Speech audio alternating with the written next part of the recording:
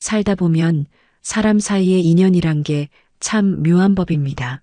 혈연으로 맺어진 가족도 서로의 마음을 다 알기 어렵고 하물며 피 한 방울 섞이지 않은 사이가 한 집에서 살아간다는 건 그건 정말로 하루하루가 배움이자 인내이지요. 저는 72입니다. 평생을 살면서 나름대로 고비도 많았고 눈물 날 일도 많았지만 며느리와의 일은 제게 또 다른 인생 공부가 되었던 것 같습니다. 며느리는 외동딸이었습니다. 그 아이가 처음 우리 집으로 시집 오던 날 저는 그 모습이 지금도 생생히 기억납니다. 하얀 웨딩드레스를 입고 서 있던 그 얼굴, 조심스럽게 미소를 짓던 그 표정, 그리고 그 옆에서 눈시울이 붉어진 친정엄마와 손수건으로 눈가를 훔치던 친정아버지. 그 장면을 보면서 저는 한 가지 생각이 들었습니다. 아, 저 부모님은 정말 딸밖에 없구나. 그들의 눈빛에는 기쁨보다 걱정이 더 많았습니다. 누군가에게 소중한 외동딸을 맡는다는 게 어떤 의미인지 그때는 막연했지만 지금 돌이켜보면 그 무게가 느껴집니다. 저는 그 마음을 헤아렸습니다. 딸을 시집 보내는 부모의 마음은 얼마나 허전하고 두려울까요? 그래서 그날 예식장에서 사돈어른의 손을 꼭 잡고 이렇게 말씀드렸습니다. 걱정 마세요. 제가 딸처럼 잘 보살필게요. 그 말은 진심이었습니다. 그때만 해도 저는 며느리를 정말 내 딸처럼 사랑할 수 있을 거라 믿었습니다. 며느리는 얌전한 아이였습니다. 말수가 적고 낯을 조금 가리긴 했지만 예의 바르고 성실했습니다. 식사 때면 잘 먹겠습니다. 감사합니다. 같은 말을 꼭 챙겼고 처음 몇 주는 저를 어머니라 부르며 자주 웃었습니다. 그 모습이 어찌나 예쁘던지 제 속으로는 늘 기도했지요. 이 아이가 우리 집에 잘 적응하게 해달라. 그래서 저는 며느리가 시집 온 첫 반년 동안은 아무 일도 시키지 않았습니다. 요즘 젊은 사람들은 시댁살이를 꺼린다 하잖아요. 게다가 외동딸로 자라면 부모 품에서 늘 사랑만 받았을 텐데 그런 아이에게 갑자기 낯선 집에 부엌일을 맡긴다면 얼마나 힘들겠습니까? 저는 오히려 그 아이가 눈치 보지 않도록 더 살갑게 굴었습니다. 얘야, 내가 우리 집에 와줘서 나는 든든하다. 이제 딸이 생긴 것 같아. 그런 말도 종종 했습니다. 그때 며느리는 수줍게 웃으며 고개를 끄덕였습니다. 그 미소 하나에 마음이 놓였지요. 하지만 세상 일은 늘 제 마음 같지만은 않았습니다. 처음 한두 달은 그런대로 괜찮았습니다. 저는 일부러 며느리의 생활에 간섭하지 않았습니다. 아침이면 제가 먼저 일어나 밥을 차리고 반찬을 준비했습니다. 며느리는 거실로 나와 조용히 인사만 하고 식탁에 앉았습니다. 저는 그런 모습에 아직 낯설겠지 하고 생각했죠. 하지만 3달, 4달이 지나도 며느리는 그저 인사만 했습니다. 부엌에 들어와 도와주는 일도, 식탁 정리도, 설거지도 없었습니다. 처음엔 그게 전혀 이상하지 않았습니다. 요즘 애들은 시켜야 움직인다는 말이 괜히 있는 게 아니니까요. 그래서 저는 일부러 말하지 않았습니다. 자발적으로 도와주길 바랐습니다. 왜냐면 진심으로 하는 행동만이 오래가니까요.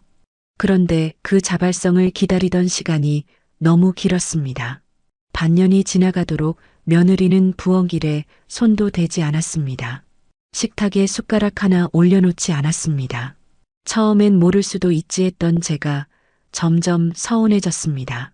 저는 부엌에서 허리를 구부리며 반찬을 만들고 있는데 며느리는 거실 소파에 앉아 휴대폰을 보고 있었습니다. 그 장면이 몇 번이고 반복되자 마음 한쪽이 서늘해졌습니다. 그러던 어느 날이었습니다. 그날은 제가 허리가 유난히 아팠습니다. 새벽부터 장을 보고 김치를 버무리고 청소까지 하다 보니 다리가 퉁퉁 부었습니다. 그런데 저녁이 다가오는데도 며느리는 움직일 생각이 없더군요. 저는 부엌 문턱에 서서 며느리를 바라보다가 조심스레 말을 건넸습니다. 얘야, 식사 전에 숟가락 좀 놓아줄래? 그 말에 며느리는 휴대폰을 내려놓으며 대답했습니다. 아, 네. 지금요? 그 말투가 참 애매했습니다. 무심한 듯 건성인 듯. 그날 밤 저는 잠을 이루지 못했습니다. 이 아이는 대체 무슨 생각으로 사는 걸까? 혹시 나를 시어머니로서 두려워하는 걸까? 아니면 그냥 관심이 없는 걸까? 생각이 꼬리에 꼬리를 물었습니다. 그때까지만 해도 저는 화를 내지 않았습니다. 그저 스스로를 다독였습니다. 이 아이는 외동딸이잖아. 혼자 해본 적이 없을 수도 있지. 내가 조금 더 품어줘야 해. 그렇게 하루하루를 참으며 넘겼습니다. 그러다 어느 날 며느리의 친구가 집에 놀러 온 일이 있었습니다. 그 친구는 밝고 활달한 아이였지요. 그 아이가 집에 오자 며느리는 평소보다 훨씬 활짝 웃었습니다. 두 사람은 거실에서 함께 커피를 마시며 이야기를 나눴습니다. 저는 부엌에서 반찬을 만들고 있었는데 문득 들려오는 대화가 귀에 걸렸습니다. 야, 너 시댁살이 괜찮아? 응. 그냥 그래. 근데 어머니가 너무 꼼꼼하셔. 그 말 한마디가 제 가슴에 콕 박혔습니다. 나는 꼼꼼해서 그런 게 아니라 그저 이 집안이 제대로 굴러가길 바랐을 뿐이었는데 그날 밤 혼자서 설거지를 하며 마음이 쓰라렸습니다. 그 후로 며느리를 대하는 제 태도도 조금씩 달라졌던 것 같습니다. 무의식 중에 말투가 딱딱해지고 눈빛이 차가워졌을지도 모르겠습니다. 그런데 이상하게도 며느리는 그걸 눈치채지 못했습니다. 아니면 알고도 모른 척한 걸까요? 그 아이는 여전히 제 눈을 잘 마주치지 않았습니다. 식탁에서도 늘 조용했습니다. 대화는 오로지 아들과 저 사이에서만 오갔습니다. 엄마, 오늘 반찬 진짜 맛있다. 그래, 내 아내도 좀 먹어야 하는데. 지영아, 맛있지? 네. 맛있어요. 짧은 대답, 무표정한 얼굴. 그게 전부였습니다. 그렇게 1년이 다 되어가던 어느 날, 저는 마침내 며느리에게 속내를 꺼내기로 결심했습니다. 얘야, 나도 내가 힘든 거 알아. 그런데 결혼이라는 건 서로 돕고 살아야 하는 거야. 그 말에 며느리는 놀란 듯 고개를 들었습니다. 그리고는 단호하게 말했습니다. 저도 돕고 싶어요. 근데 저는 살림을 할 줄 몰라요. 그 한마디에 저는 아무 말도 할 수 없었습니다. 그날 이후로 며느리와 저는 서로 조금씩 어색해졌습니다. 같은 집에 살면서도 부엌에서는 제가, 거실에서는 며느리가 각자의 공간을 지키듯 지냈습니다. 서로가 말을 아꼈고 조심스러웠습니다. 저는 며느리가 제 눈치를 본다고 생각했고 며느리는 제가 자신을 불편해한다고 느꼈을 겁니다. 그러던 어느 날 오후 햇살이 부엌 창가로 깊게 들어오던 때였습니다. 저는 저녁 준비를 하며 멸치를 볶고 있었고 며느리는 거실에서 빨래를 개고 있었습니다. 그때 문득 조용한 공기 속에서 며느리의 작은 한숨소리가 들렸습니다. 저는 무심코 물었습니다. 얘야, 힘들어? 그 질문에 며느리는 잠시 망설이더니 조용히 제 쪽으로 다가와 말했습니다. 어머니, 저 진짜 살림을 잘 몰라요. 해본 적이 없어요. 그 한마디가 제 마음을 멈춰 세웠습니다. 살림을 몰라서 안 하는 게 아니라 몰라서 못한다니. 그 말이 참 낯설었습니다. 요즘 세상의 살림을 몰라? 그래도 결혼했으면 조금은 배워야 하지 않나? 그런 생각이 머리를 스쳤지만 입 밖으로는 아무 말도 하지 않았습니다. 그날 저녁 저는 혼자 부엌에 앉아 오랫동안 생각했습니다.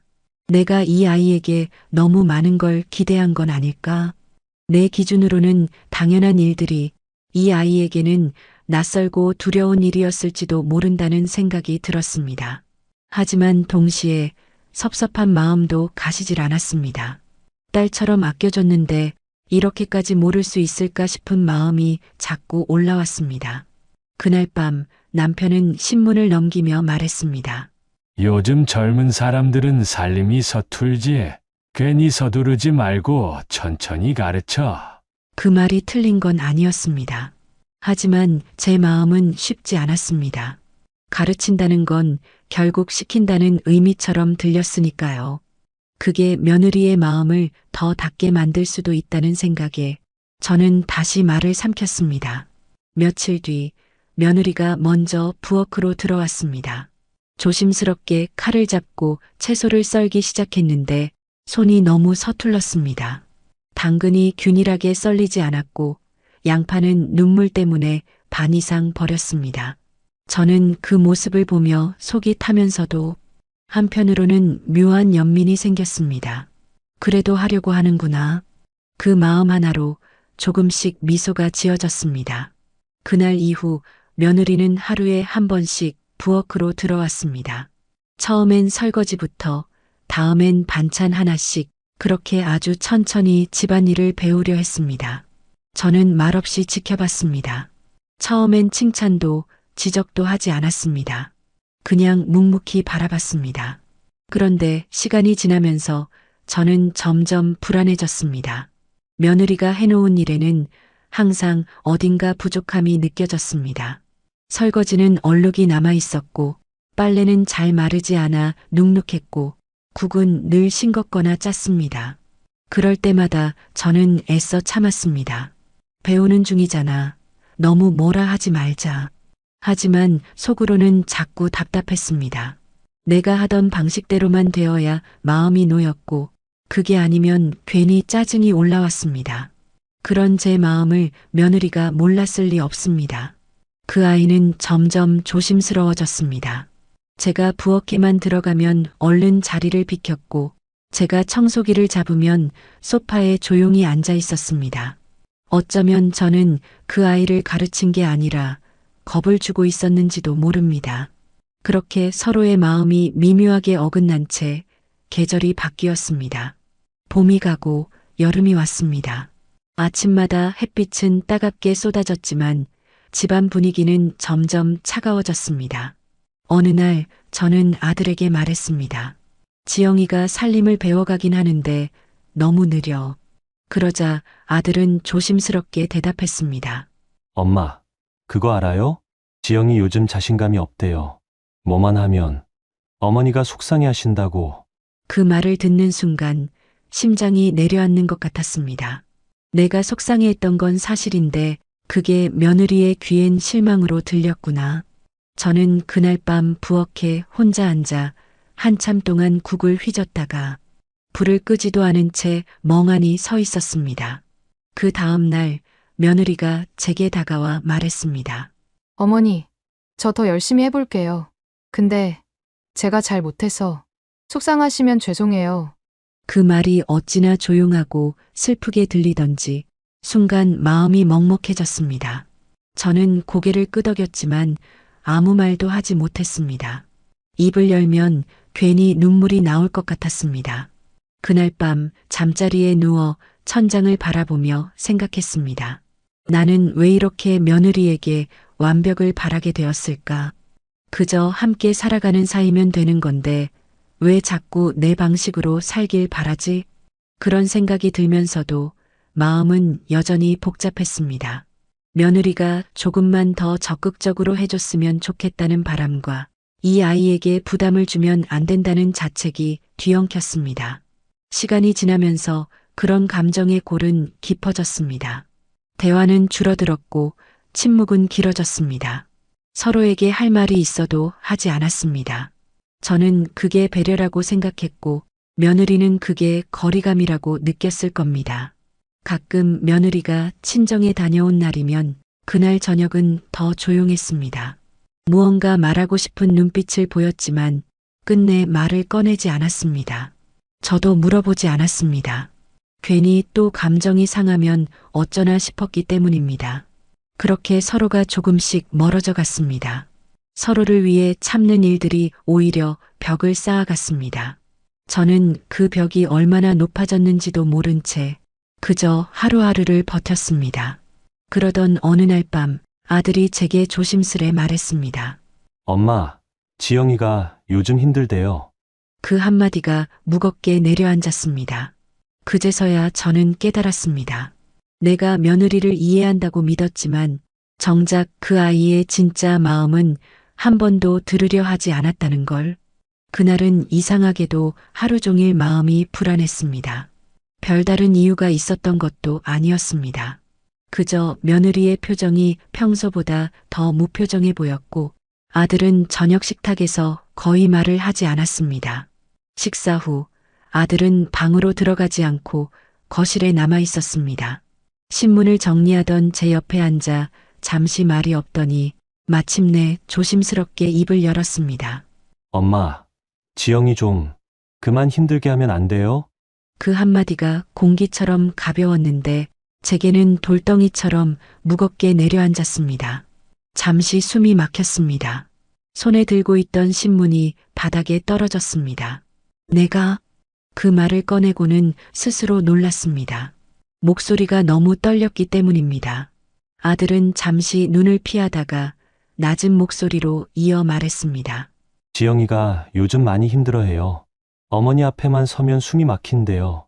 그 순간 귀에서는 아들의 목소리가 멀리서 들리는 것처럼 울렸습니다. 숨이 막힌다는 말이 자꾸 머릿속에서 되풀이되었습니다.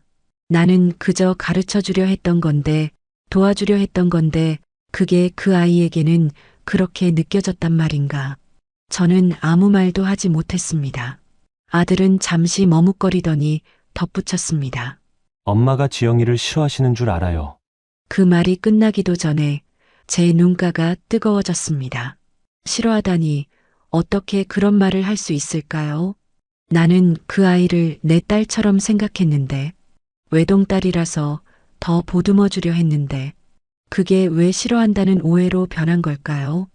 밤이 깊도록 잠이 오지 않았습니다. 남편은 일찍 잠이 들었지만 저는 방 안불을 끄지 못했습니다. 천장을 바라보며 자꾸 아들의 말이 떠올랐습니다. 지영이가 숨이 막힌대요. 그 말이 귓가에서 맴돌며 가슴을 죄었습니다. 다음 날 아침 부엌에 나갔을 때 며느리는 이미 식탁에 밥을 차려두고 있었습니다. 하지만 얼굴은 창백했고 미소조차 힘이 없어 보였습니다. 어제 잠은 좀 잤니? 그 말을 건넸지만 며느리는 짧게 고개를 끄덕일 뿐이었습니다. 그 순간 저는 낯선 벽을 느꼈습니다. 같은 집, 같은 공기 속에 있지만 우리는 전혀 다른 세상에 서 있는 것 같았습니다. 아들의 말이 사실이었을까요? 정말 며느리는 제 앞에서 숨이 막혔던 걸까요? 그 아이가 제 눈치를 그렇게 봤을까요? 나는 그저 도와주려 했을 뿐인데 그게 왜 힘들게 한다는 말로 들렸을까? 그날 하루 종일 손에 일이 잡히지 않았습니다. 설거지를 하다가도 걸레질을 하다가도 머릿속에서는 같은 질문이 맴돌았습니다. 내가 도대체 뭘 잘못했을까? 그 답을 찾으려 해도 도무지 알 수가 없었습니다. 단지 마음 한쪽이 허물어지는 느낌만 들었습니다. 그날 저녁 아들은 평소보다 늦게 들어왔습니다. 식탁 위에는 차가워진 반찬들이 놓여 있었고 며느리는 말없이 그릇을 정리하고 있었습니다. 아들은 아무 말 없이 그 모습을 바라보다가 조용히 방으로 들어갔습니다. 저는 부엌 문턱에 서서 그 둘의 뒷모습을 바라봤습니다. 그 사이에는 보이지 않는 벽이 하나 생긴 듯 했습니다. 나와 며느리, 그리고 아들까지. 그 벽은 내가 만든 것이었을까요? 아니면 우리 모두가 조금씩 쌓아 올린 걸까요? 밤이 깊어가자 저는 조용히 거실불을 끄고 소파에 앉았습니다. 바람 소리만 들리는 적막한 집 안에서 눈을 감으니 며느리의 얼굴이 떠올랐습니다. 결혼식 날 하얀 드레스 속에서 부모님께 손을 흔들던 그 아이의 모습. 그때는 그렇게 순하고 밝았는데 지금은 어쩌다 이렇게 멀어져 버렸을까? 그 아이가 힘들다는 걸 아들의 입을 통해서만 듣게 된 것이 너무도 서글펐습니다.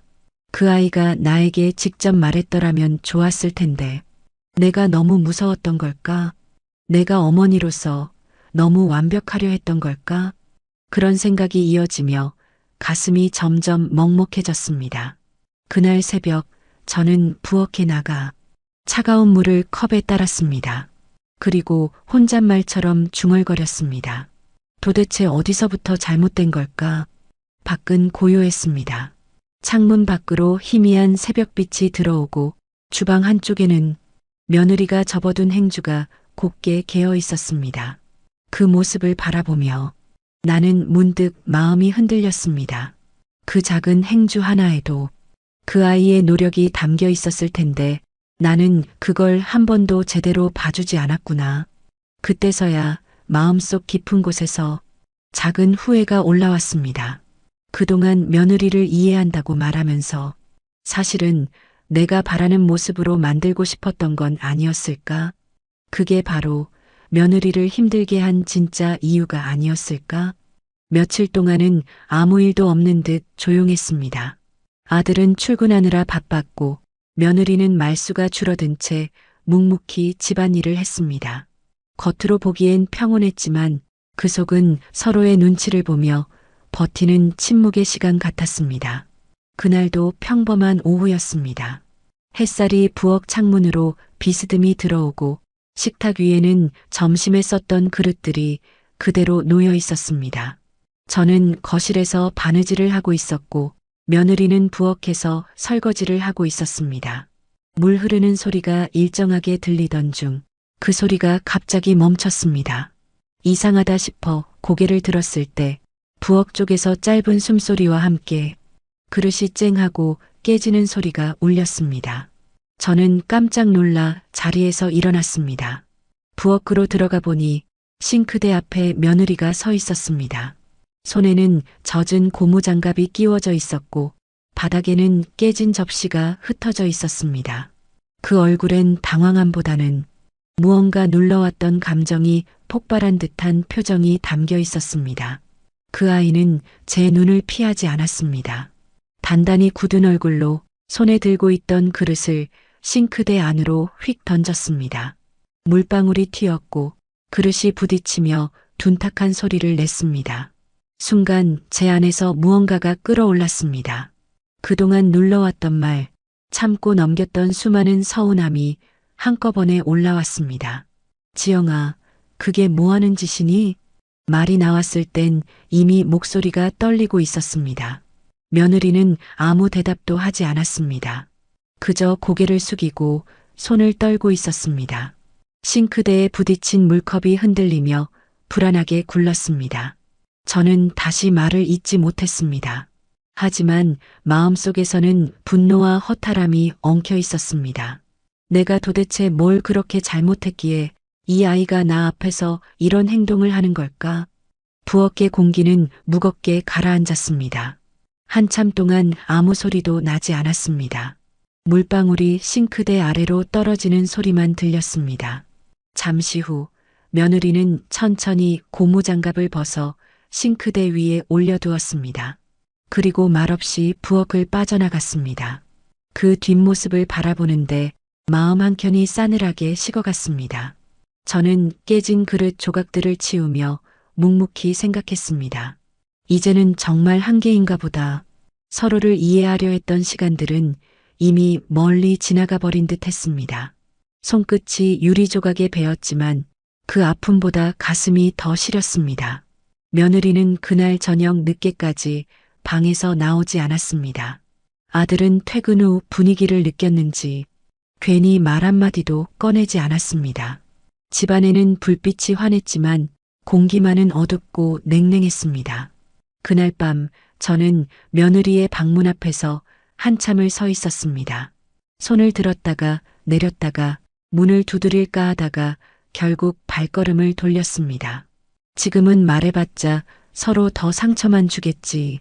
그렇게 생각하면서도 마음속에서는 자꾸 또 다른 소리가 들렸습니다. 하지만 그냥 넘어가면 더 멀어질 거야. 그 밤은 유난히 길었습니다. 잠이 오지 않아 거실 불을 켜두고 앉아 있었습니다. 시간이 새벽을 넘기자 머릿속에는 깨진 그릇 소리만 자꾸 맴돌았습니다. 그게 마치 우리 사이가 산산조각 나는 소리처럼 느껴졌습니다. 그날 밤은 길고 무거웠습니다. 눈을 감아도 귀에선 그릇이 깨지는 소리가 들렸습니다. 그 작은 파편 소리가 자꾸 마음을 찔렀습니다. 마치 우리 사이의 관계가 산산이 부서지는 소리 같았습니다. 다음 날 아침 부엌에는 이상한 정적이 감돌았습니다. 늘 먼저 일어나던 며느리가 보이지 않았습니다. 식탁 위에는 전날 남은 밥그릇이 덮인 채 그대로였습니다. 물 한 잔을 마시며 주방을 둘러보니 깨끗이 닦였던 싱크대 위에 물자국이 희미하게 남아 있었습니다. 밤새 누군가 다녀간 흔적 같았습니다. 잠시 후 방문이 열리며 며느리가 나왔습니다. 머리는 대충 묶였고 얼굴에는 화장이 없었습니다. 눈빛은 피곤했고 입술은 굳어 있었습니다. 그 아이는 제게 인사를 하지 않았습니다. 그냥 조용히 식탁으로 와 앉아 말없이 밥을 먹기 시작했습니다. 숟가락이 그릇에 닿는 소리만 들렸습니다. 그 소리가 유난히 날카롭고 공허하게 들렸습니다. 저는 아무 말도 하지 않았습니다. 한마디라도 건넸다면 그 정적이 깨질까 두려웠습니다. 그냥 그 아이의 옆 얼굴을 바라보며 어제 그 일이 꿈이었으면 좋겠다고 생각했습니다. 그때 아들이 방에서 나왔습니다. 어색한 공기를 느꼈는지 식탁 앞에서 잠시 멈칫했습니다. 눈으로 저와 며느리를 번갈아 보더니 작은 한숨을 내쉬며 자리에 앉았습니다. 아들의 표정은 굳어 있었고 말을 아끼는 모습이 오히려 더 불편했습니다. 식사 내내 세 사람 사이에는 단 한마디의 대화도 오가지 않았습니다. 숟가락질 소리만 이어졌고 그마저도 이내 멎었습니다. 식사가 끝나자 며느리는 조용히 그릇을 치웠습니다. 그 손놀림에는 힘이 없었습니다. 아들은 아무 말 없이 일어나 출근 준비를 했습니다. 그 순간 저는 이상하게도 모든 게 멈춰버린 것 같았습니다. 마치 이 집이 누군가의 숨결을 잃은 듯 고요했습니다. 아들이 현관으로 나가며 멈춰 섰습니다. 잠시 고민하던 아들은 낮게 말했습니다. 엄마, 어제 일은 조금만 참지 그랬어요. 그 한마디가 조용히 그러나 깊게 제 가슴을 파고들었습니다. 저는 대답하지 않았습니다. 그저 고개를 숙였습니다. 문이 닫히고 나니 집안은 다시 정적에 잠겼습니다.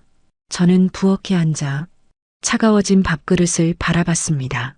그릇에 비친 제 얼굴은 낯설고 피곤해 보였습니다. 나는 왜 이렇게까지 되었을까? 내가 이 집을 지키려던 건데 언제부터 이 집이 이렇게 서늘해졌을까? 며느리는 여전히 방에 들어가 나오지 않았습니다. 그 문 하나 사이에 우리의 감정이 갇혀버린 듯 했습니다. 저는 괜히 며느리 방 앞을 서성였습니다. 손끝으로 문을 두드릴까 하다가 결국 아무 말 없이 돌아섰습니다. 그저 조용히 부엌으로 가서 깨끗이 닦아둔 컵에 물을 따랐습니다. 물 위로 햇빛이 반사되어 반짝였지만 그 빛이 유난히 차갑게 느껴졌습니다. 그날 오후 아들이 퇴근하자마자 며느리와 짧은 대화를 나누는 소리가 들렸습니다. 자세한 내용은 들리지 않았지만 묘하게 눌린 목소리들이 간간히 새어나왔습니다. 그 안에는 답답함과 체념이 섞여 있었습니다. 저는 거실에서 그 소리를 들으며 가슴이 답답해졌습니다. 마치 그들의 말 한마디 한마디가 나를 향한 비난처럼 들렸습니다. 시간이 흘러 해가 지고 집안이 다시 어둠에 잠겼습니다. 불을 켜려다 말고 저는 그냥 어둠 속에 앉았습니다. 그때서야 마음속 깊은 곳에서 무언가 울리듯 올라왔습니다. 내가 너무 밀어붙였던 걸까? 내가 며느리에게 어른으로서 품을 보여주지 못한 걸까? 혼란스러웠습니다. 나는 분명 며느리를 아끼려 했고 딸처럼 대해주려 했습니다. 그런데 왜 그 결과가 이렇게 됐을까? 내가 잘해준다고 믿었던 모든 행동이 그 아이에겐 부담이었을지도 모른다는 생각이 뒤늦게 밀려왔습니다. 밤이 깊어갈수록 자책이 마음을 파고들었습니다. 며느리가 방에 있는지 울고 있는지 아니면 조용히 누워 있는지도 알 수 없었습니다. 문 하나 사이에 서로의 마음은 이렇게 멀어져 있었고 나는 그 문을 열 용기가 없었습니다. 그날 새벽 저는 혼자 부엌에 앉아 며느리가 쓴 수세미를 바라봤습니다. 한쪽 모서리가 닳아 너덜해진 그것을 보며 문득 눈물이 흘렀습니다. 그 아이도 나름대로 애썼을 텐데 나는 그 노력을 단 한 번도 인정해주지 않았구나. 그 사실이 너무 늦게 가슴에 와닿았습니다. 며칠이 지나도 며느리의 표정은 나아지지 않았습니다. 아침에 인사를 해도 대답이 짧았고 집안일을 하면서도 마음이 다른 데 가 있는 듯 했습니다. 설거지를 하다가 멍하니 서 있거나 빨래를 개다 말고 베란다 쪽을 오래 바라보곤 했습니다. 그 시선에는 피로와 체념이 섞여 있었습니다. 저는 그런 며느리를 지켜보며 마음이 편치 않았습니다. 대화를 시도해 보려다가도 막상 입을 열면 무슨 말을 해야 할지 몰랐습니다. 이제는 작은 말 한마디조차 조심스러워졌습니다. 괜히 또 상처 주는 말이 될까봐, 다시 싸움이 될까봐, 그 두려움이 말보다 먼저 가슴을 막았습니다. 그날 오후 며느리는 평소보다 일찍 외출 준비를 했습니다. 조용히 방에서 옷을 갈아입고 가방을 챙겨 나왔습니다. 어디 가니? 그렇게 물었지만 대답은 짧았습니다. 친정 좀 다녀오려고요. 그 한마디에 저는 고개를 끄덕였지만 속으로는 알 수 없는 불안이 스며들었습니다. 문이 닫히고 집안은 다시 조용해졌습니다. 그 정막이 이상하게 무겁게 느껴졌습니다. 하루 종일 일이 손에 잡히지 않았습니다. TV를 켜도 내용이 귀에 들어오지 않았고 부엌에 들어가도 무엇을 해야 할지 몰랐습니다. 그저 창가에 서서 시계를 자꾸 바라봤습니다. 지금쯤 친정에 도착했을까? 혹시 무슨 이야기를 하고 있을까? 해가 저물 무렵 며느리가 돌아왔습니다. 평소보다 늦었고 얼굴은 유난히 붉었습니다. 무언가 울었던 듯 눈가가 촉촉했습니다. 하지만 아무 말도 하지 않았습니다. 그냥 방으로 들어가 문을 닫았습니다. 그날 밤 아들이 퇴근해 며느리의 방 앞에 서 있었습니다. 낮은 목소리로 이야기를 나누는 소리가 들렸습니다. 자세한 내용은 들리지 않았지만 중간중간 며느리의 흐느낌이 들렸습니다. 힘들어. 그 한 단어가 문틈을 타고 새어나와 제 가슴을 쳤습니다. 저는 그 소리를 듣지 못한 척했지만 그날 밤 내내 귀가 쑤셨습니다. 그 울음소리가 내 탓이라는 걸 굳이 누가 말하지 않아도 알고 있었습니다. 다음 날 아침 아들이 출근한 뒤 저는 부엌을 정리하다 식탁 위에 놓인 휴대폰을 보았습니다. 며느리가 부엌에 잠시 나간 사이 전화가 울렸습니다. 화면에는 엄마라는 이름이 떴습니다. 그 이름을 보는 순간 가슴이 덜컥 내려앉았습니다. 그 통화가 끝나고 며느리는 식탁 옆에 앉아 한참 동안 울고 있었습니다. 그 울음은 어제보다 훨씬 깊었습니다. 그때서야 저는 확신했습니다. 며느리가 친정 부모에게 모든 걸 털어놓았다는 것을. 손끝이 떨렸습니다. 한편으로는 억울했습니다. 내가 그 아이를 그렇게까지 괴롭혔단 말인가. 하지만 또 한편으로는 이해가 되기도 했습니다. 그 아이 입장에서는 이 낯선 집에서 자신을 이해해줄 사람이 없었을 테니까요. 결국 마음이 약해질 곳은 자기 부모밖에 없었을 겁니다. 그날 저녁 식탁에 앉은 며느리는 거의 밥을 먹지 않았습니다. 아들도 말이 없었습니다. 부엌의 불빛 아래서 세 사람은 각자의 생각 속에 갇혀 있었습니다. 숟가락이 밥그릇에 닿을 때마다 묘한 긴장감이 돌았습니다. 그 정적 속에서 저는 며느리의 손등 위에 새겨진 작은 상처를 보았습니다. 아마도 설거지 중에 생긴 흉터겠지요. 그 흔적이 이상하게 아프게 느껴졌습니다. 식사가 끝나자마자 며느리는 방으로 들어갔습니다. 그 문이 닫히는 소리가 그 어떤 말보다도 차갑게 느껴졌습니다. 아들은 한참을 멈춰 서 있다가 저를 향해 조심스럽게 시선을 돌렸습니다. 하지만 아무 말도 하지 않았습니다. 그 눈빛에는 피로와 갈등이 섞여 있었습니다. 문이 닫히고 나자 집안에 남은 건 오직 정적뿐이었습니다. 저는 그 자리에 그대로 앉아 있었습니다. 식탁 위의 찬물에 손끝을 담그며 생각했습니다. 이제 정말 돌이킬 수 없을지도 모르겠다. 그날 밤 며느리가 통화하던 소리가 또 들려왔습니다. 목소리는 낮았지만 단어 몇 개가 분명히 들렸습니다. 엄마, 나 너무 힘들어. 이제 못 버틸 것 같아. 그 말을 듣는 순간 제 안에서 무언가 무너져 내렸습니다. 심장이 쿵 하고 내려앉았고 숨이 막혀왔습니다. 눈물이 차올랐지만 소리내 울 수 없었습니다. 이게 내가 만든 결과구나. 그 사실이 너무 명확해서 더 이상 변명조차 할 수 없었습니다. 며느리가 친정에 하소연한 게 아니라 그저 도망칠 곳을 찾은 것뿐이었을지도 모릅니다.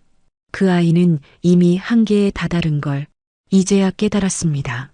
밤이 깊어질수록 불안이 파도처럼 밀려왔습니다. 혹시 내일 그 아이의 부모가 직접 찾아오는 건 아닐까? 그 생각이 머리를 떠나지 않았습니다. 불을 끄고 누웠지만 잠은 오지 않았습니다. 가슴 한가운데에 묵직한 돌덩이가 눌러앉은 듯 숨이 막혀왔습니다. 그날은 평소와 다름없는 저녁이었습니다. 저는 부엌에서 반찬을 담고 있었고 남편은 거실 소파에 앉아 신문을 보고 있었습니다. 아들은 늦는다고 연락이 왔고 며느리는 방 안에서 아무 기척이 없었습니다. 저녁 공기가 조금 싸늘했습니다. 창문을 닫으려던 순간 현관 초인종이 울렸습니다. 밤 10시를 넘긴 시각이었습니다. 이 시간에 찾아올 사람은 없었습니다. 저는 잠시 망설이다가 문 앞으로 다가갔습니다. 문을 열자 낯익지만 낯선 얼굴이 서 있었습니다. 며느리의 친정아버지였습니다. 얼굴은 벌겋게 상기돼 있었고 손에는 빈 술병 하나가 들려 있었습니다. 옷깃은 풀려 있었고 눈빛은 피로와 분노로 번들거렸습니다. 그 순간 차가운 공기와 함께 술 냄새가 밀려들었습니다. 저는 놀라서 한 발짝 물러섰습니다. 그는 제 얼굴을 똑바로 바라보며 굵은 숨을 몰아쉬었습니다. 잠시 침묵이 흘렀고 그 침묵이 깨지는 순간 거친 목소리가 터져 나왔습니다. 내 딸 고생 좀 그만 시켜. 이 망할 여편네야. 그 한마디는 외침이라기보다 울음처럼 들렸습니다. 목소리에는 분노와 절망이 섞여 있었습니다. 그는 한 걸음 더 다가왔고 손에 들린 술병이 흔들렸습니다. 내가 이 집에 딸을 보낸 게 평생의 후회요. 내 딸이 여기 와서 매일 울고 숨도 제대로 못 쉰다는데. 저는 아무 말도 할 수 없었습니다. 입이 열리지 않았습니다. 몸이 굳은 채 그를 바라볼 뿐이었습니다. 남편이 놀라서 거실에서 뛰어나왔습니다. 사돈어른, 무슨 말씀이십니까? 그의 목소리도 잠시 흔들렸습니다. 그러나 친정아버지는 들리지 않는 듯 계속 울분을 토했습니다. 이런 집에 보낸 내가 죄인이오. 내 딸을 이렇게 만든 게 나요나. 그때 방 안에서 며느리가 뛰어나왔습니다. 눈이 퉁퉁 부어 있었고 손으로 아버지의 팔을 붙잡았습니다. 아빠, 제발 그만해요. 그 목소리에는 두려움이 가득했습니다. 하지만 친정아버지는 그 손을 밀쳐냈습니다. 그만두라니. 내가 울면서 전화했잖아. 살기 힘들다고. 하루도 마음이 편한 날이 없다고. 그 말이 내 귀에 박혔습니다. 울음보다도 큰 생살 같은 말이었습니다. 순간 머릿속이 하얘졌습니다. 심장이 쿵 하고 내려앉았고 손끝에서 힘이 빠졌습니다. 그동안 숨겨져 있던 이야기들이 이 한순간에 다 터져나온 듯 했습니다. 저는 며느리를 바라봤습니다. 그 아이는 울고 있었습니다. 그 울음은 두려움과 죄책감 그리고 미안함이 뒤섞인 울음이었습니다. 저는 무너지는 기분이었습니다. 숨조차 제대로 쉬어지지 않았습니다. 그 광경 속에서 아들이 헐레벌떡 도착했습니다. 현관문이 열리자마자 그는 당황한 얼굴로 우리를 번갈아 봤습니다. 친정아버지는 아직 울분에 차 있었고 며느리는 그를 붙잡고 울고 있었습니다. 남편은 말없이 그 사이를 막으며 진정시켰습니다. 시간이 멈춘 듯 했습니다. 모든 소리가 멀어지고 눈앞의 장면이 느리게 움직였습니다. 저는 그저 그 자리에 서 있었습니다. 손은 떨리고 가슴은 먹먹했습니다. 내가 이렇게까지 만든 걸까? 내가 저 아이를 저렇게 울게 만든 걸까? 그 생각이 머리를 쳤습니다. 친정아버지는 남편의 손에 이끌려 현관 밖으로 나갔습니다. 아들이 택시를 불렀고 며느리는 계단 아래서 끝까지 울고 있었습니다. 그 소리는 밤 공기를 가르고 멀리 퍼져나갔습니다. 문이 닫히고 모든 소리가 사라졌습니다. 남편과 아들은 아무 말도 하지 않았습니다. 저는 거실 가운데 서서 불빛이 떨어지는 바닥을 바라봤습니다. 그 위에는 친정아버지가 흘린 술방울 자국이 남아 있었습니다. 그 자국이 마르지 않은 채 한참 동안 번들거렸습니다. 그날 밤 집안은 무겁고 고요했습니다. 며느리는 방 안에서 울음소리조차 내지 않았습니다. 그 침묵이 오히려 더 크게 들렸습니다. 저는 소파에 앉아 손을 꼭 쥐었습니다. 내가 무슨 짓을 한 걸까? 그 아이가 그렇게까지 힘들었다면 나는 왜 단 한 번도 먼저 손 내밀지 못했을까? 눈물이 흘렀습니다. 억울함이 아니었습니다. 분노도 아니었습니다. 그저 자신에 대한 깊은 후회와 공허함이었습니다. 나는 어른이라 생각했지만 정작 아무것도 모르는 사람이었습니다. 사랑이라 믿었던 행동이 그 아이에겐 굴레였다는 걸 이제서야 깨달았습니다. 새벽녘이 되어도 잠은 오지 않았습니다. 창밖에 불빛이 희미해질 무렵 저는 부엌으로 가서 찬물 한 컵을 마셨습니다. 손끝이 떨렸습니다. 그 물이 목으로 넘어가는데 눈물이 함께 흘러내렸습니다. 그날의 장면이 머릿속에서 떠나지 않았습니다. 문 앞에 서 있던 그 남자의 얼굴, 그가 내게 외치던 그 말, 그리고 울던 며느리의 눈빛, 그 모든 것이 내가 쌓아올린 오해와 고집의 결과였습니다. 그날 밤의 일은 이튿날 아침까지도 잔상이 남았습니다. 현관 앞에는 여전히 희미한 술 냄새가 맴돌았고 바닥에는 친정아버지가 신었던 구두 자국이 희미하게 남아 있었습니다. 나는 그 자국을 바라보며 밤새 아무 말도 하지 못한 자신을 탓했습니다. 아침 햇살이 스며들었지만 집안의 공기는 여전히 어두웠습니다. 남편은 신문을 읽는 척하며 한마디도 하지 않았고 아들은 출근 준비를 하며 눈치를 보았습니다. 며느리는 부엌에 나와 조용히 밥상을 차렸습니다. 손놀림은 느리고 굳어 있었고 얼굴에는 피로가 가득했습니다. 식사 내내 아무도 말을 하지 않았습니다. 숟가락 부딪히는 소리만 들릴 뿐이었습니다. 그 정적이 참을 수 없을 만큼 무거웠습니다. 결국 내가 먼저 입을 열었습니다. 아무리 힘들어도 그렇지 그걸 부모님께 다 말씀드리면 어떡하니. 목소리는 담담했지만 가슴속에서는 억눌러왔던 감정이 다시 끌어올랐습니다. 부모 마음이 얼마나 약한데 그 늦은 시간에 술까지 드시고 찾아오시게 만들면 어떡하니. 며느리는 고개를 숙이고 있었습니다. 하지만 이내 천천히 고개를 들었습니다. 그 눈빛은 울음과 분노 그리고 체념이 뒤섞인 빛이었습니다. 저도 이제는 너무 힘들었어요. 그 말은 낮았지만 단단했습니다. 내가 다시 말을 잇기도 전에 며느리의 목소리가 점점 커졌습니다. 이제 다 필요 없어요. 다 그만하고 싶어요. 그 한마디는 칼날처럼 날아와 내 가슴을 베었습니다. 순간 숨이 막혔습니다. 그 아이의 표정에는 더 이상 미안함도 두려움도 없었습니다. 오직 지쳐버린 마음만 남아 있었습니다. 아들은 옆에서 당황한 얼굴로 며느리를 바라봤습니다. 남편은 신문을 덮고 고개를 숙였습니다. 그 짧은 침묵 속에서 나는 며느리의 눈빛을 마주할 수 없었습니다. 그 눈빛 속에는 이해받지 못한 세월이 담겨 있었습니다. 며느리는 자리에서 일어났습니다. 식탁 위에는 아직 따뜻한 밥그릇이 남아 있었지만 그 아이는 그 옆을 스치듯 지나쳤습니다.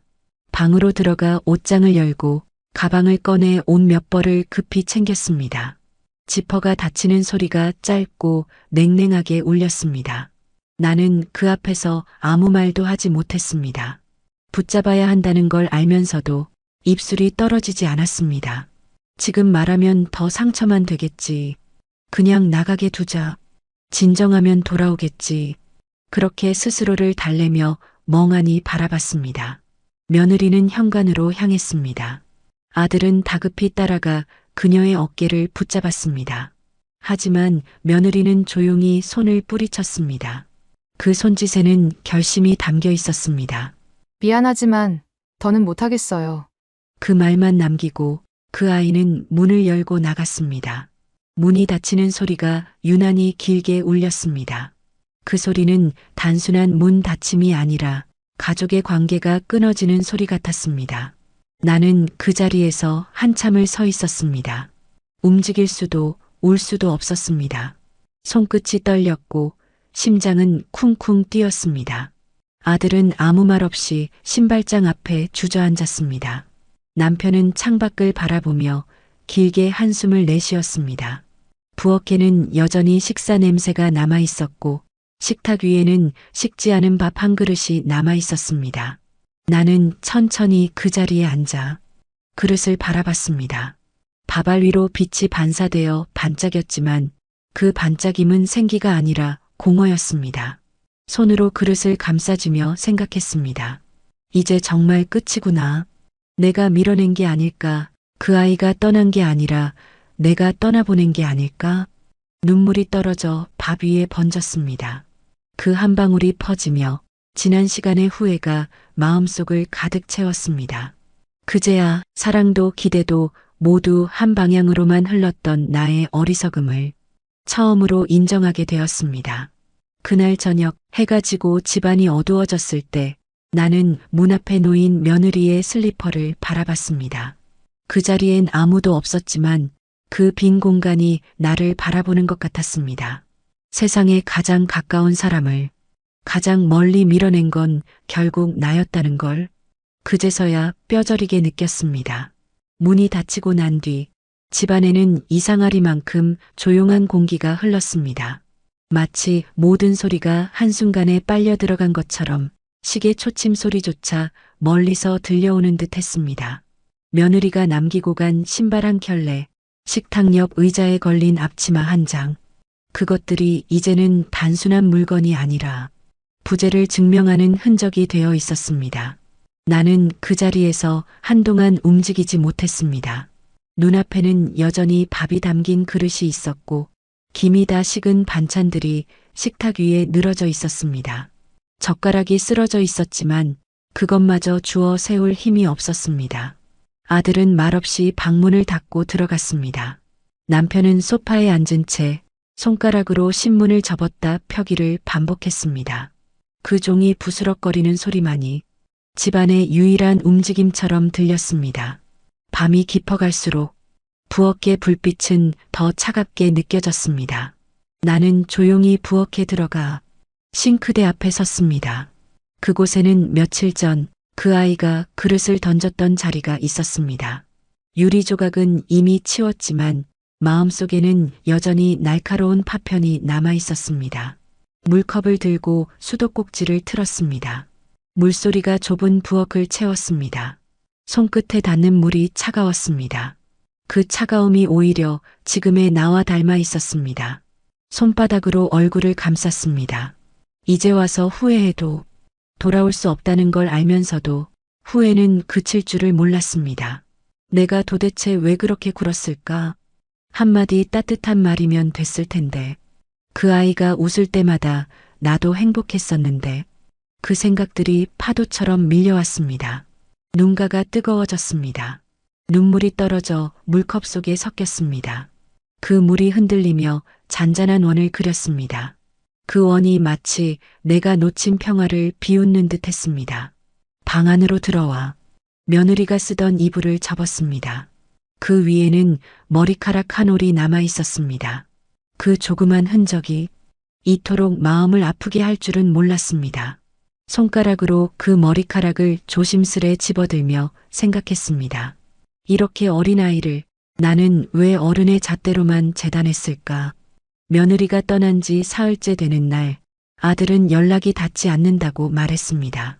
친정에서 며칠 지낸다고만 했답니다. 나는 그 말을 듣고 고개를 끄덕였지만 그 안에서 가슴이 무너졌습니다. 밤마다 휴대폰을 손에 쥐고 전화번호를 눌렀다 지웠다를 반복했습니다. 말을 걸고 싶었지만 무슨 말을 해야 할지 몰랐습니다. 그저 미안하다는 말만 머릿속을 맴돌았습니다. 하지만 그 말을 꺼내는 게 두려웠습니다. 미안하다고 말하면 그동안의 모든 행동이 잘못이 되어버릴 것 같았고 그걸 인정하는 순간 내가 무너질 것 같았습니다. 그날 밤 나는 처음으로 며느리의 방에 불을 켰습니다. 작은 방은 여전히 그 아이의 향기를 품고 있었습니다. 화장대 위에는 쓰던 립밤이 그대로 놓여 있었고 거울에는 그녀의 손자국이 희미하게 남아 있었습니다.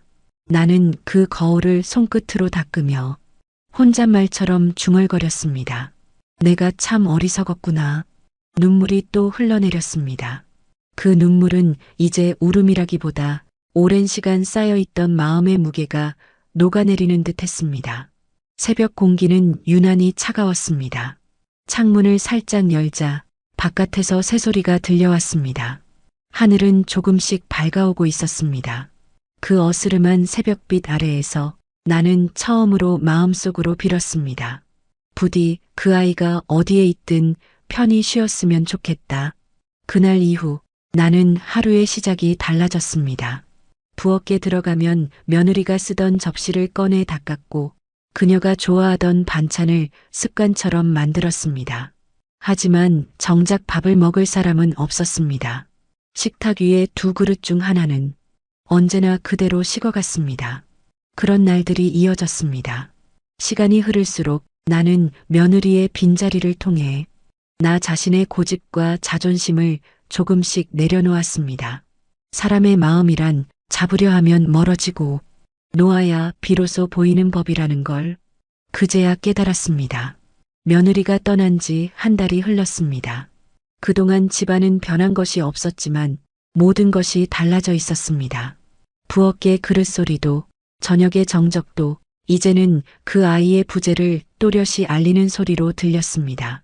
나는 여전히 매일 아침 식탁 위에 두 개의 밥그릇을 올려두곤 했습니다.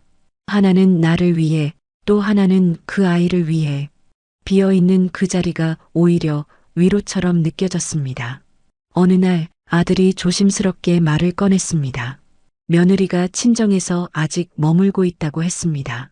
그 말을 들은 순간 가슴속 어딘가가 조용히 흔들렸습니다. 그동안 잊은 척하려 애썼지만 이제는 더 이상 피할 수 없다는 걸 알았습니다. 그날 밤 나는 결심했습니다. 이젠 내가 가야겠다. 누구에게 한 말도 아니었지만 그 말이 내 안에서 오래 울렸습니다. 다음 날 아침 나는 작은 보자기를 하나 챙겼습니다. 며느리가 좋아하던 반찬 몇 가지를 담았습니다. 간장게장, 멸치볶음, 그리고 된장찌개 냄새가 밴 반찬통. 그것들을 보자기에 싸면서 손끝이 미세하게 떨렸습니다. 버스를 타고 친정이 있는 마을로 향했습니다. 창밖으로 지나가는 풍경이 낯설게 느껴졌습니다. 하늘은 맑았지만 내 마음은 잔잔한 비가 내리는 듯 했습니다. 도착했을 때 작은 골목 끝에 있는 단층 집이 눈에 들어왔습니다. 낡은 대문 앞에 며느리의 친정 어머니가 서 있었습니다. 그분은 나를 보자 잠시 놀란 듯 했지만 곧 조용히 미소를 지었습니다. 오셨어요? 그 한마디가 마음속을 찔렀습니다. 그 미소에는 원망도 불편함도 없었습니다. 그저 오래된 이해와 따뜻한 연민이 담겨 있었습니다. 나는 며느리를 마주하기 전 마당에서 한참을 서 있었습니다. 심장이 요동쳤습니다. 미안하다고 말하면 그게 너무 늦은 건 아닐까? 그 두려움이 발끝을 붙잡았습니다. 그때 문이 열렸습니다. 며느리가 나왔습니다. 흰 블라우스에 머리를 질끈 묶은 모습이었습니다. 눈빛이 조심스러웠고 입술은 굳게 닫혀 있었습니다. 시간이 흘렀지만 그 아이의 표정엔 아직 상처의 그림자가 남아 있었습니다. 나는 천천히 다가가 보자기를 건넸습니다. 이거 내가 좋아하던 거야. 그 말이 입에서 나올 때 목소리가 떨렸습니다. 손끝에 전해지는 따뜻한 감촉이 이상하게 무겁게 느껴졌습니다. 며느리는 잠시 망설이다가 보자기를 받았습니다. 그 순간 그 아이의 눈가가 미세하게 흔들렸습니다. 말은 하지 않았지만 그 눈빛이 모든 걸 대신했습니다. 괜찮아요. 어머니, 그 한마디가 들릴 듯 말 듯 공기 속에 섞여 흘렀습니다. 나는 그제야 눈물이 났습니다. 그 앞에서 울면 안 된다고 생각했지만 눈물이 마음보다 빨랐습니다. 미안하다. 그 말은 작았지만 내가 평생 품었던 자존심보다 훨씬 컸습니다. 며느리는 잠시 고개를 숙였습니다. 그리고 천천히 내 손을 잡았습니다. 그 손은 따뜻했습니다. 그 온기가 차가워진 내 마음을 녹였습니다. 마당에는 봄 햇살이 비치고 있었습니다. 살짝 불어오는 바람이 우리 사이를 스쳐 지나갔습니다. 그 바람 속에 오래 묵은 서운함과 오해가 조용히 흩어져가는 듯 했습니다. 나는 며느리의 손을 잡은 채 그저 그 아이를 바라봤습니다. 말로는 다 표현할 수 없는 마음이 눈빛 하나로 전해졌습니다. 그 아이도 나를 바라보며 조용히 고개를 끄덕였습니다. 그날 오후 나는 며느리의 친정 어머니와 함께 작은 상 위에 반찬을 올려두고 식사를 했습니다. 된장찌개에 구수한 냄새가 퍼졌고 그 속에 오랜 시간 묵혀둔 마음들이 조금씩 풀려나갔습니다. 해가 저물 무렵 나는 다시 집으로 돌아왔습니다. 버스 창문 너머로 저 멀리 며느리가 서 있었습니다. 작게 손을 흔들고 있었습니다. 그 모습이 희미하게 멀어질수록 이상하게도 마음이 편안해졌습니다. 그날 밤 집에 돌아와 부엌불을 켰습니다. 싱크대 위에 놓인 그릇이 반짝였습니다. 나는 그 앞에 서서 조용히 속삭였습니다. 이제야 조금은 알겠구나. 함께 산다는 건 서로를 고치는 일이 아니라 서로의 부족함을 품어주는 일이구나. 창문 너머로 바람이 불어왔습니다. 그 바람이 부엌의 커튼을 살짝 흔들었습니다. 그 순간 나는 오랜만에 마음 깊은 곳에서 잔잔한 평화를 느꼈습니다. 며느리가 다시 시댁으로 돌아온 것은 그로부터 며칠 뒤의 일이었습니다. 그날 아침 현관문을 두드리는 소리에 문을 열자 그 아이가 조용히 서 있었습니다. 작은 여행 가방 하나, 그리고 담담한 얼굴. 그 눈빛에는 복잡한 감정이 섞여 있었지만 예전처럼 날카롭지 않았습니다. 나는 아무 말 없이 고개를 끄덕였습니다. 그 아이도 말없이 미소를 지었습니다. 말보다 침묵이 더 많은 의미를 담고 있던 순간이었습니다. 그날 저녁 집안에는 오랜만에 따뜻한 냄새가 퍼졌습니다. 며느리가 부엌에 들어와 조용히 냄비를 올렸습니다. 국물이 끓는 소리가 들리고 간장과 마늘의 향이 부엌을 가득 채웠습니다. 나는 그 모습을 거실에서 지켜보며 가슴 한켠이 이상하게 따뜻해지는 걸 느꼈습니다. 예전 같으면 내가 먼저 나서서 그건 내가 할게 하며 손을 뻗었을 겁니다. 하지만 그날은 달랐습니다. 그저 묵묵히 바라보았습니다. 그 아이가 자기 손으로 만들어내는 하나하나의 움직임이 이제는 더 이상 어색하지 않았습니다. 식탁 위에는 세 사람이 마주 앉았습니다. 국물이 끓는 소리, 젓가락 부딪히는 소리, 그리고 간간히 들리는 웃음소리. 그 소리들이 어쩐지 낯설면서도 너무 그리웠습니다. 며느리는 예전보다 훨씬 부드러워진 얼굴이었습니다. 말이 많지 않았지만 그 말 한마디 한마디에 마음이 담겨 있었습니다. 식사 후 그녀는 자연스럽게 설거지를 했습니다. 물소리와 함께 흘러나오는 조용한 흥얼거림이 들렸습니다. 그 소리는 오랜만에 듣는 평화였습니다. 며칠 뒤부터 며느리는 집안일을 하나하나 맡기 시작했습니다. 먼저 물걸레를 들고 거실을 닦았고 빨래를 개어 정리했습니다. 그러면서도 예전처럼 억지로 하지 않았습니다. 모든 행동이 자연스럽고 스스로의 리듬을 가지고 있었습니다. 나는 그런 모습을 볼 때마다 가슴속이 먹먹했습니다. 이제야 진짜 가족이 되었구나. 서로를 이해하고 서로의 공간을 인정할 줄 아는 가족. 그게 얼마나 어려운 일이었는지 그제서야 실감했습니다. 어느 날 오후 나는 부엌 창문을 닫고 있었습니다. 그때 며느리가 다가와 말했습니다. 어머니, 저 김치 담가 볼까요? 그 한마디가 유난히 따뜻하게 들렸습니다. 나는 웃으며 고개를 끄덕였습니다. 그래, 같이 하자. 그날 저녁 부엌에는 배추와 고춧가루 냄새가 퍼졌습니다. 손끝이 빨갛게 물들었지만 마음만큼은 평온했습니다. 우리는 말없이 나란히 서서 김치를 버무렸습니다. 서로의 손이 잠시 닿을 때마다 묘한 온기가 전해졌습니다. 그건 오래된 오해가 완전히 녹아내리는 순간이었습니다. 며느리는 이따금 웃음을 보였고 그 웃음은 전보다 훨씬 단단하고 깊었습니다. 나는 그 웃음을 보며 생각했습니다. 이 아이가 이제 진짜 우리 집의 사람이 되었구나. 며느리가 새로 담근 김치를 식탁에 올리자 남편과 아들이 맛을 보며 고개를 끄덕였습니다. 그때 며느리의 얼굴에 피어난 미소는 아주 오랜만에 보는 안도의 미소였습니다. 그날 밤 모두가 잠든 뒤에도 나는 쉽게 잠들지 못했습니다. 거실 불빛을 희미하게 켜둔 채 부엌을 바라봤습니다. 싱크대 위에는 깨끗이 닦인 그릇들이 반짝이고 있었습니다.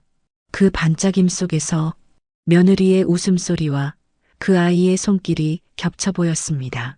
나는 조용히 창문을 열었습니다. 밤 공기가 부드럽게 스며들었습니다. 달빛이 식탁 위를 비추고 있었습니다. 그 빛이 너무 고요해서 눈물이 다시 고였습니다. 하지만 이번 눈물은 아픔이 아닌 감사의 눈물이었습니다. 이제 나는 알았습니다. 가족이라는 건 누가 옳고 그른지를 가르는 게 아니라 서로의 마음을 다독이며 맞춰가는 일이라는 것을, 그 단순한 진리를 깨닫는데 너무 많은 시간이 걸렸지만 그래도 지금이라도 늦지 않았다는 게 감사했습니다. 다음 날 아침 며느리가 부엌에서 나를 향해 말했습니다. 어머니, 오늘은 제가 아침 차릴게요. 그 말 한마디에 나는 아무 대답도 하지 못했습니다. 그저 미소로 답했습니다. 그리고 그 순간 이 집안에 진짜 평화가 찾아온 것 같았습니다. 창문 밖으로 햇살이 부드럽게 비쳤습니다. 그 빛이 부엌의 식탁 위를 따뜻하게 감쌌습니다. 그곳에는 이제 더 이상 싸움도 오해도 없었습니다. 그저 서로를 이해하게 된 한 가족의 조용한 일상이 있을 뿐이었습니다. 세월이 참 빠릅니다. 그날 그 소란스러웠던 밤이 마치 오래전 일처럼 느껴집니다. 지금의 집은 다시 평온합니다. 저녁마다 부엌에서 들려오는 조리소리, 거실에서 울려 퍼지는 가족의 웃음소리, 그 모든 것이 다시 제자리를 찾았습니다. 이따금 며느리가 부엌에서 제게 묻습니다. 어머니, 이건 이렇게 하면 될까요? 그럴 때면 저는 살짝 웃으며 말합니다. 그래, 그게 더 맛있을 거야. 그 짧은 대화 속에서 이제는 서로의 숨결을 읽을 수 있게 되었습니다. 지나고 나서야 알았습니다. 우리가 가족이 되는 일은 피로 맺어지는 게 아니라 이해와 용서로 만들어지는 일이라는 걸요. 서로를 바꾸려는 마음이 아니라 서로를 인정하려는 마음이 진짜 사랑이라는 것도요. 그때는 몰랐습니다. 말 한마디가 얼마나 상처가 될 수 있는지, 또 한 번의 기다림이 얼마나 큰 위로가 될 수 있는지. 하지만 이제는 압니다. 가족이란 결국 서로의 다름을 감싸 안으며 함께 살아내는 사람들이라는 걸요. 창문 너머로 햇살이 부엌 바닥에 고요히 떨어집니다. 그 빛을 따라 며느리의 웃음이 번집니다. 예전엔 보지 못했던 따뜻한 표정, 이제는 그게 하루의 기쁨이 되었습니다. 나는 천천히 손을 닦으며 문득 부엌 창밖의 하늘을 바라봤습니다. 구름이 흘러가고 바람이 잔잔했습니다. 그 바람 속에서 마치 며느리의 웃음소리가 섞여 들리는 듯 했습니다. 그제야 마음 깊은 곳에서 오래 묵은 응어리가 완전히 풀려나갔습니다. 그동안 미처 하지 못한 말들을 이제는 조용히 마음속으로 전합니다. 미안했다. 그리고 고맙다. 나는 이제 압니다. 그 모든 날의 오해와 눈물이 결국 우리를 여기까지 데려다 주었다는 것을, 그 시간들이 있었기에 이제야 진짜로 서로를 이해할 수 있게 되었다는 것을. 부엌 한쪽에 걸린 달력이 바람에 살짝 흔들렸습니다. 그 소리가 참 잔잔했습니다. 그 잔잔함 속에서 나는 오늘도 다시 가족이라는 이름의 하루를 살아갑니다. 세상에 완벽한 사람은 없지만 서로를 이해하려는 마음만은 완벽할 수 있구나. 창문을 스치는 바람이 부드럽습니다. 그 바람 속에 오래된 오해도, 눈물도, 서운함도 다 녹아 사라져갑니다. 이제는 남은 것보다 함께한 날들이 더 소중하게 느껴집니다. 저녁 햇살이 부엌을 물들이고 식탁 위에는 김이 피어오르는 찌개가 있습니다. 그 옆에서 며느리가 조심스레 젓가락을 올립니다. 그 모습이 어쩐지 참 고맙고 참 아름답습니다. 나는 부드럽게 웃으며 말없이 그 광경을 바라봅니다. 이제야 알겠습니다. 가족의 평화란 누가 더 많이 참느냐의 싸움이 아니라 누가 먼저 마음을 연 사람이냐의 이야기였다는 걸요.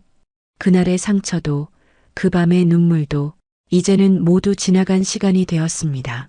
하지만 그 시간 덕분에 지금의 웃음이 있습니다. 나는 오늘도 조용히 부엌 창문을 닦으며 하늘을 향해 감사의 마음을 올립니다. 고맙다. 다시 함께 웃을 수 있게 해줘서. 창문 너머로 부드러운 바람이 들어옵니다. 그 바람이 내 얼굴을 스치고 나는 미소를 짓습니다. 그렇게 오늘도 평범한 하루가 흘러갑니다. 하지만 그 평범함 속에 이 세상 어떤 것보다 귀한 평화가 있습니다.